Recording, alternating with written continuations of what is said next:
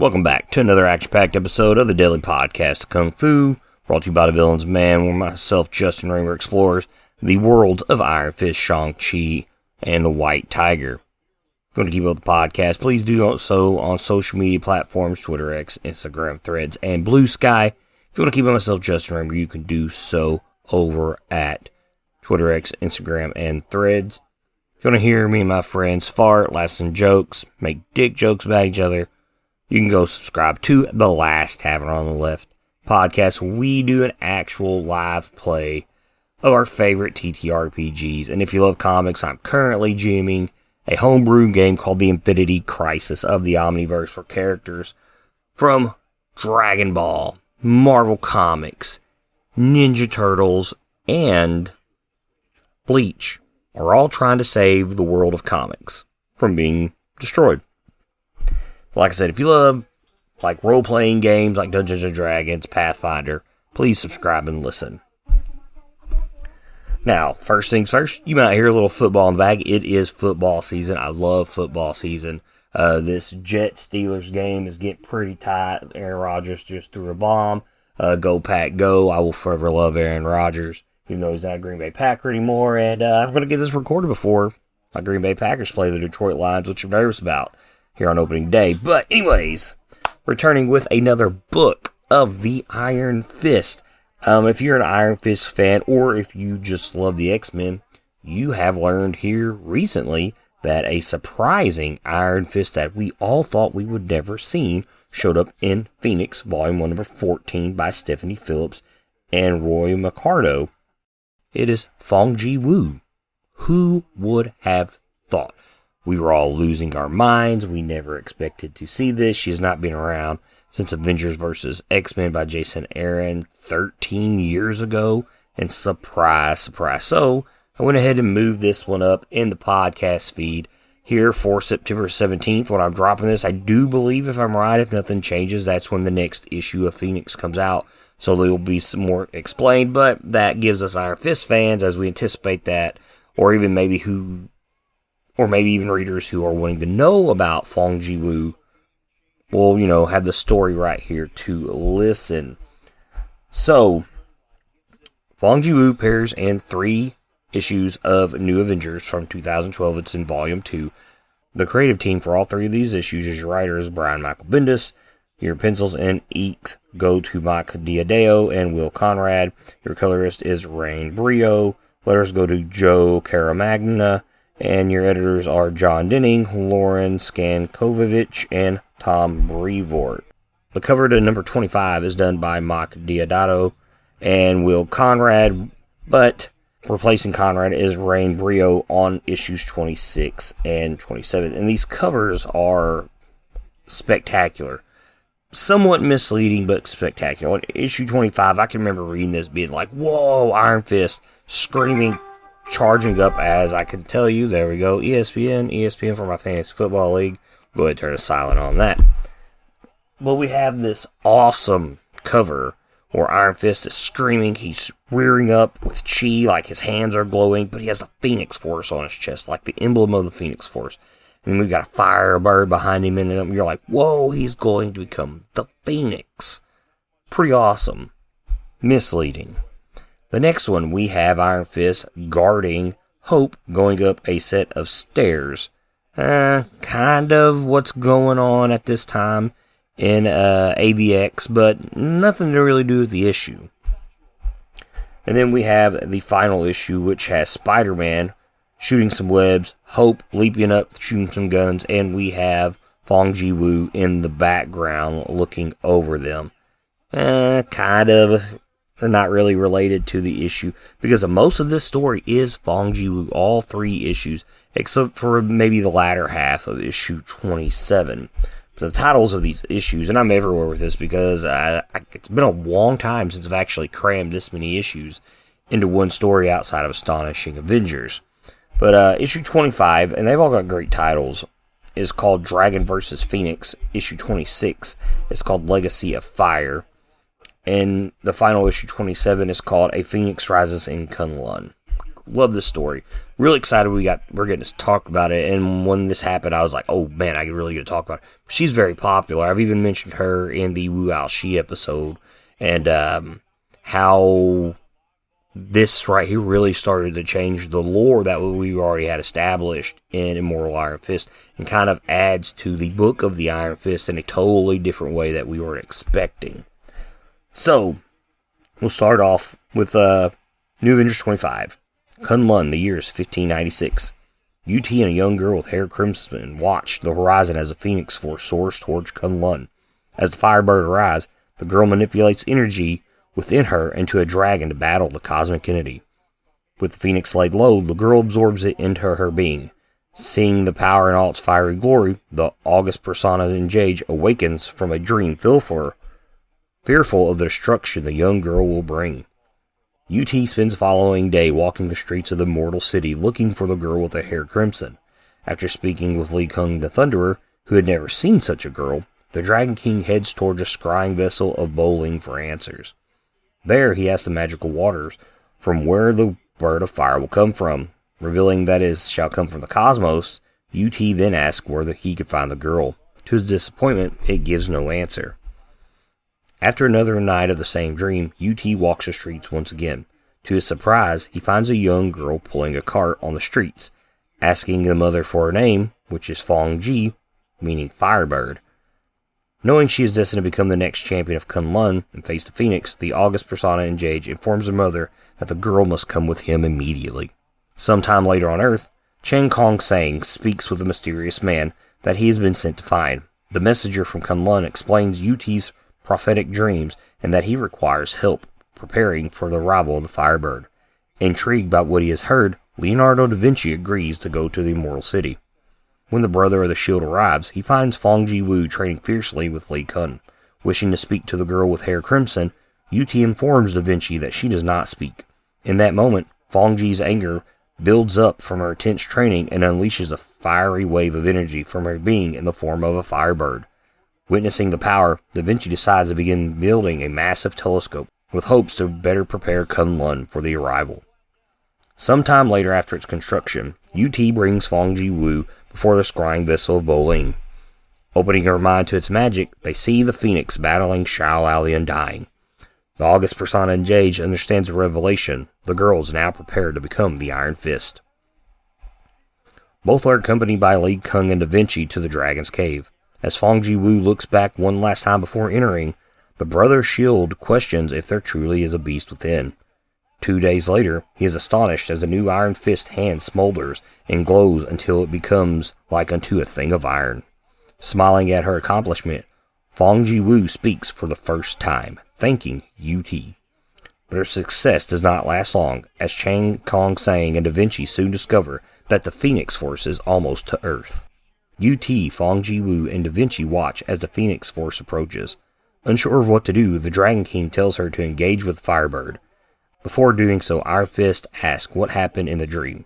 UT tells the warrior that she was both the savior and destroyer of Kun-Lun, and he is uncertain of what will happen. Summoning the Chi of Shou Lao to take its fiery form, a fierce battle takes place over the night skies of the Immortal City. With a flash of fire in her eyes, Fongji Wu absorbs both energies, transforming her as she hovers in the air. Amazed by what has transpired, UT asks for the wisdom the Iron Fist may offer after ascension, while Da Vinci's scientific mind races with questions.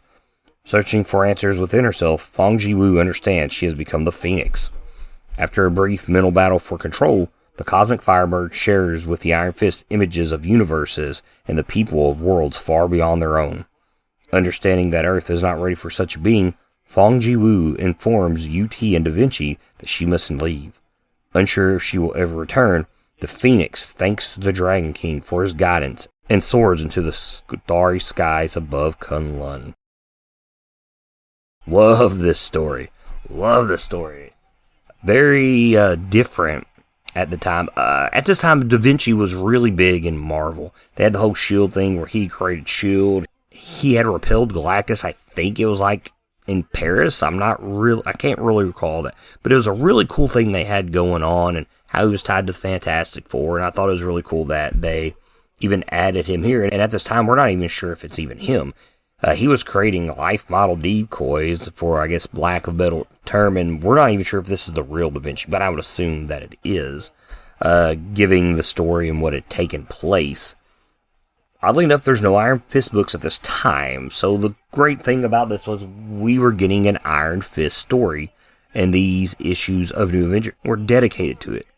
And like I said in the beginning of this episode, sadly enough, these are the only appearances of Fongji until now. And even then, we don't even really understand what's going on, and we'll get into that here later. But I do have a ton of questions in regarding the story, and maybe we'll get some answers. Who knows?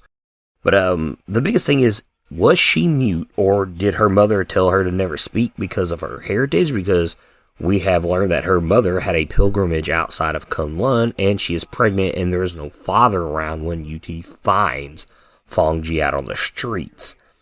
So, and they build up this thing like her father is a mystery. We don't know nothing about her. I like to think that maybe she was mute and she couldn't talk, and then the Chi of Shou-Lao gave her speech, like as a gift.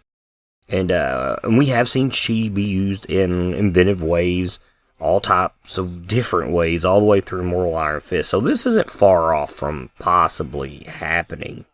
And the other big question we have is, in regards to the story, is how Fongji required the Iron Fist. There is obviously the original way that you defeat the dragon, you plunge your hands into its molten heart, and then you become the Iron Fist. You get the Chi of the dragon. But Phantom Limb revealed this in a totally different way. When Danny had died and went to the Hells, he was basically told that he was a thief. So he goes to punch with the Iron Fist, one of the demons. He says, choke on this. The demon says, these powers are not yours. So that is your sin. You are a thief. Send him into the chamber of mirrors. Let him see his true self. No, you don't understand, as he's fighting them off. No, let me go. No. Yes, deep down you have always known this to be true. Your entire life was a lie. As Danny looks in this mirror and sees this wicked, twisted version of himself, and it speaks to him. Stealing the life force from Shou-Lao the Undying, taking what's not yours, claiming his heart as your own. The lie that has been your life grew within you. The fiction took root, a cancer. Look how the deception spread. Look how your lies have corrupted your soul. Look at it. Look, and it shows the missing hand in the mirror with this twisted form, and then it's grown back. Now, in between Phantom Limb, we've had two different ways that we've learned that you can now acquire the Chi. And we'll go to the first one, which happens in Iron Fist, the living weapon there in issue 11. So we know all the citizens of Kun-Lun are using their Chi to fuel the Rand building, which has become a mech, which Danny is piloting to fight against Shu-Rong, the fire god, or whatever it is. And in this story, Davos is trying to get everyone to leave the building so they survive, so they can rebuild Kun-Lun again.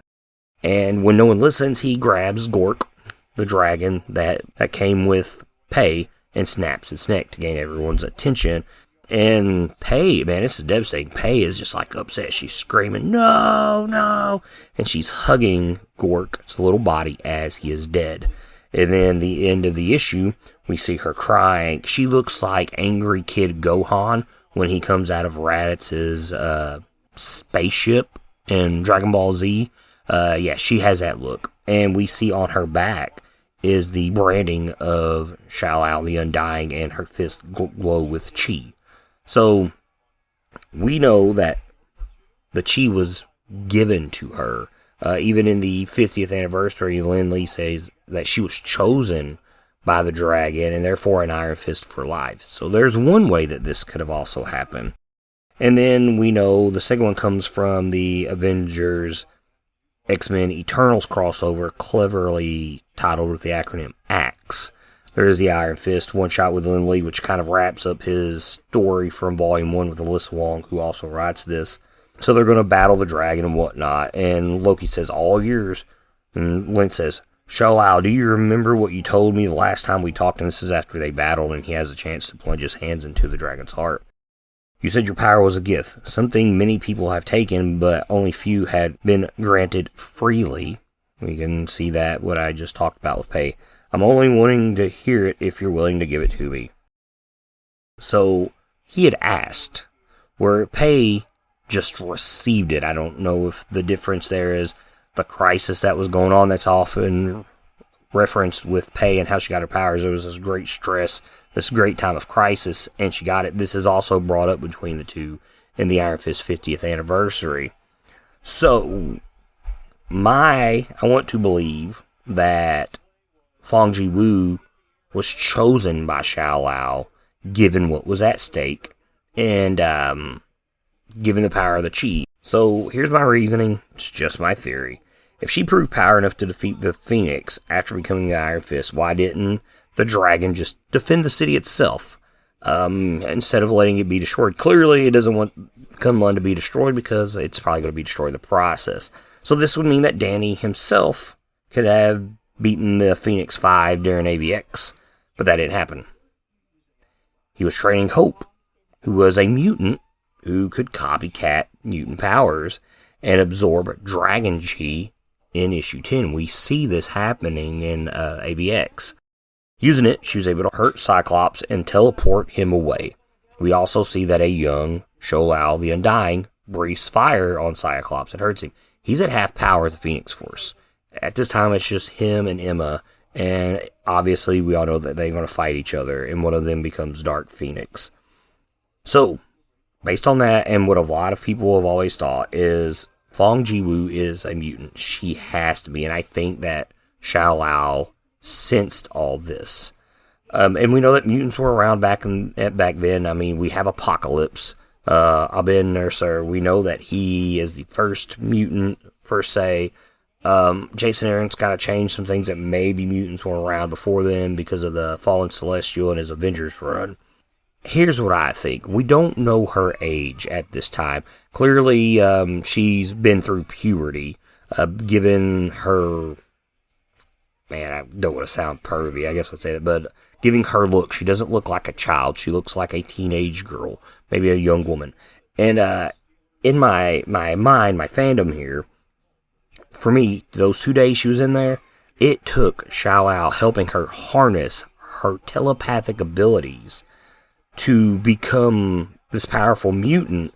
So, combined with his chi, she could actually manipulate the powers to control the Phoenix, become its host, and harness it. I don't think they fought. I think Shao Lao gave her the chi, helped her harness her mutant powers, which she was not sure that she had. That might be even a reason why she was mute. She never wanted to talk about it. She never wanted to talk about all the voices she heard. Maybe that's why her mom wanted to keep her quiet. But yeah, she spent her time in there with the dragon, honing her mutant power. Because that, to me, is what makes sense. That's why Hope was such a candidate to become the Iron Fist. And that's how she could absorb the dragon's chi. Like, I think that Fongji Wu is a descendant of maybe Jean Grey in some way. I mean, to me, it makes a whole lot of sense. Or maybe it's a descendant of Hope and her bloodline. Because we know that Hope kind of looks like young Jean Grey. And I don't remember her being kin to Jean at all. But, I mean, she is Cable's daughter, quotation. I mean, he did save her, take her to the future where she grew up and became the soldier she is today once we got to Messiah Complex and everything. So, yeah, I think Fongji Wu's a mutant. I think that Shao Lao freely gave his chi, helped her develop her mutant power so she could not defeat the Phoenix per se, but control the Phoenix and become one with it. Because you got to think, this dragon is old. It's extremely ancient. Even at this time, we didn't have Avengers 1 million BC, which is like 5 years away from this time point. But, I mean, it would make sense that it would know, because we do have Fan Fei running around. She did kill the dragon to become the very first Iron Fist, so, I mean, it would make sense. Now, is she an ancestor of Jean Grey? I don't know. But there is some interesting stuff here. So we have Firehair, like I mentioned, from Avengers BC. We do have Hope Summers. We do have Rachel Summers. We do have Jean Grey. Maybe we know the Phoenix Force likes redheads. It's a thing. It's even a joke in the comics. But I do think that maybe she is. But then again, we know the Phoenix Force isn't picky. It's hosted a couple Native Americans. We did have like the Phoenix White Room tournament there in Jason Aaron's Avengers run, where the Avengers 1 million BC are in there. Shang-Chi even had it once. Eventually, some point, we'll talk about that on the podcast. But yes, I think she is a mutant. There's some lineage there that ties her maybe to Firebird or Firehair, whichever you want to call her, and then or Jean Grey and Hope, and it's a bloodline thing. I think that makes sense, and I think that might be why she's coming for Jean Grey, because in this book, even though it's a Phoenix thing, when she shows up, she says, yes, all of us, all of Phoenix hosts who have transcended the physical world, living or dead, our consciousness have been summoned here to fight alongside Jean Grey. So I'm just saying, man, she's got red hair, Firehair's got red hair, Jean's got red hair, her daughter Rachel here has red hair, and there's a thing here. So she says living or dead. So let's go over who we have here. So we have Rook Shia, who is a member of the Shi'ar, who had the Phoenix Force. We had the Phoenix Sword and all that, Phoenix Blade, whatever it's called, died. Rachel Summers died, resurrected. Quentin Quire died, resurrected. I know Hope died. I'm pretty sure she's back now. So, Fongji Wu, dead or alive? She doesn't have the Phoenix symbol that we see at the end of her story. She, when she merges with the Phoenix, the dragon symbol, the Phoenix symbol are kind of like one, but she only has the symbol of Shao-Lao on her shirt. So she is not the Phoenix in this. But like I said, she does say our consciousness have been summoned here. So at some point, if she died, she's probably in the white hot room. But I like to think that maybe she is alive. Because she left Earth, there's no Chi-Lin to go after her. I wouldn't assume that she ever came back. And she just went out in the cosmos based on everything that she saw. I'd like to think that maybe she's alive. And that she was pulled here by the telepathic powers of Jean Grey to help fight all the abstract entities that Jean's about to face in that book. So, yeah, it's pretty exciting. I really do think that she is a mutant in some form or fashion, and it's just never been stated. Because, I mean, if you look at all these Phoenix Force hosts here, I mean, Hope, mutant, Quentin Quire, mutant, Rachel Summers, mutant, Jean Grey, mutant, Rook Shia, I couldn't say that he's a mutant or not, but, I mean, he's not human either. He is Shi'ar, so, I mean, he is beyond what me and everyone listening are physically, anatomically. Like, he is not a human, he is Shi'ar. His physiology is different, so it kind of makes me really believe she's a mutant. So, her chi manipulation is something that we've not seen yet in any of the Iron Fist at this time of the book, even in Immortal Iron Fist. So when the Phoenix comes at her, she stands there, she's got some ninjutsu Naruto hand signs going on. She summons a chi energy of Shao-Lao, which I don't like that it looks like a medieval dragon. I don't like that look in AVX either for the young Shao-Lao. But we get this really cool, bright, beautiful colored energy battle of a dragon and the Phoenix fighting each other. And then all of a sudden she glows fiery. The energy of the dragon and the Phoenix are behind her. The dragon is standing victorious, and she is covered in energy, and she looks badass. And then we kind of get the same thing. That's in 26 in the dream. We kind of get the same situation there in number 28, except for the fight is a little bit more pronounced by the art. And then she's like, I believe I'm done, and UT and Da Vinci are just shocked. So, there is some history here with the character. Like I said, the Chi-Lin thing, does it happen to her? Did she return? Now, what's cool is, in the AVX part of this story, kind of teases some of this here. There's an old man who's blind. He's kind of like a record keeper for Kun-Lun. I smell your fear. I smell you. Storm sun, thunderers, thunder, weeping boy. It's been years since I beat you into sneaking into my study. Did you come to pilfer more secrets, seeking again the hidden lore, or has something tickled a memory, stealing your sleep like it has mine? Tell me, do you smell the cinder and Ashley Kun, or are you afraid of something you've seen before? And he answers, there was a flaming bird in the sky. I need the Book of the Fallen. Yes, a fiery bird, the burning cycle, very, very old, that, very bad. Come to cleanse the field, extinguish the old, and make way for the new. Heh, Fongji, the Silent, had other ideas. Do you remember? Two equally charged souls repelling one another. The Crimson Heart understood the cost and paid it. Yes, here it is. This has all happened before. And we get this really cool, painting with the Phoenix fighting Fongji Wu. Fongji the Silent, the Crimson Heart, the Dragon's Fist repelled the Phoenix of life and death, preventing the celestial rebirth of Earth and the collapse of the 7 capital cities. So, the Book of the Fallen. Off the top of my head, I can't remember any other time this Book of the Fallen has came, but this is kind of what kept her secret and always kept Wu Aoshi as the last female Iron Fist, because this story with Fongji Wu is said about 45, 50 years after Wu Aoshi, but she's been kept a secret from all of Kun-Lun. And at the end of New Avengers number 26, we get to see Lee Kun's shot. Why? Well, I wasn't ever told about this, and he's talking to the UT. The guardians of Kun-Lun before us declared the secrets of the Phoenix to be kept until the time of its return. The time is now. The heavy burden of these secrets has been mine and mine alone. Keep reading, but read quickly, Lee Kun. You need to know everything. You need to tell me the Iron Fist knows what to do. And if you fail, the earth will fall. And if the earth falls, all will cease to be. So the Book of the Fallen is where she's been hidden at. But now, somehow she's back. Is she psychic energy? Is she physically alive?